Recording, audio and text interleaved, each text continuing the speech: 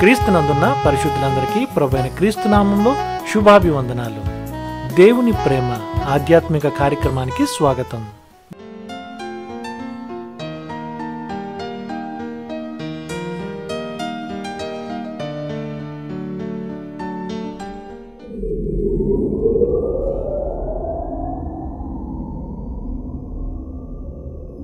మోషే సముద్రం వైపు తన చెయ్యి చాపగా యెహోవా ఆ రాత్రి అంతా బలమైన తూర్పు గాలి చేత సముద్రమును తొలగించి దానిని ఆరిన నేలగా చేసెను. ఆ నీళ్లు వారి కుడి ఎడమ ప్రక్కల వారికి గోడవలే నుండెను.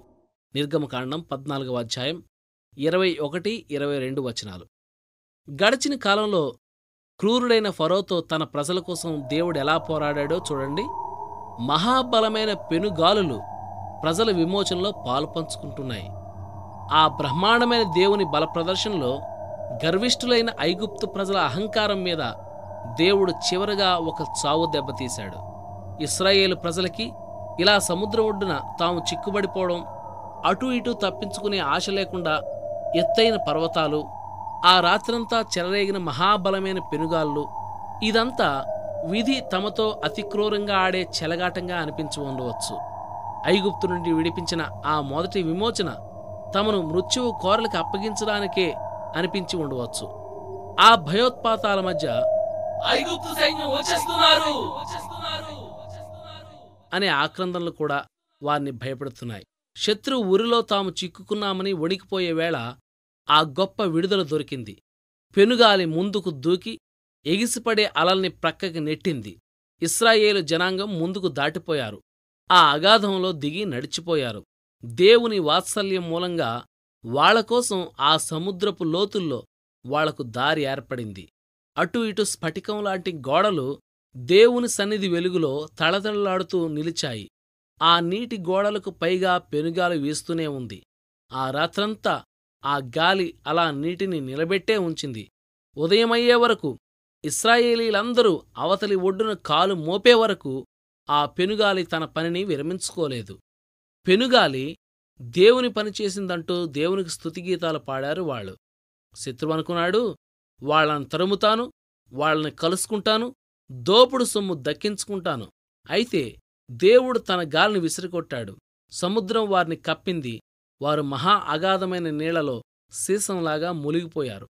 ఒకరోజున దేవుని దయవలన మనం కూడా స్ఫటిక సముద్రంపై నిలబడతాం. దేవుని వీణలు చేబూని దేవుని సేవకుడైన మోషే పాట పాడతాం. పరిశుద్ధులకు రాజువైన దేవా, నీ మార్గాలు న్యాయమైనవి అంటూ గొర్రెపిల్ల పాట పాడతాం. పెనుగాలులు మన విమోచనకి ఎలా తోడ్పడ్డాయో గుర్తు చేసుకుంటాం. ఈ విచారం నీకిప్పుడు అంతుపట్టకపోవచ్చు, కాని తర్వాత నీకు తెలుస్తుంది.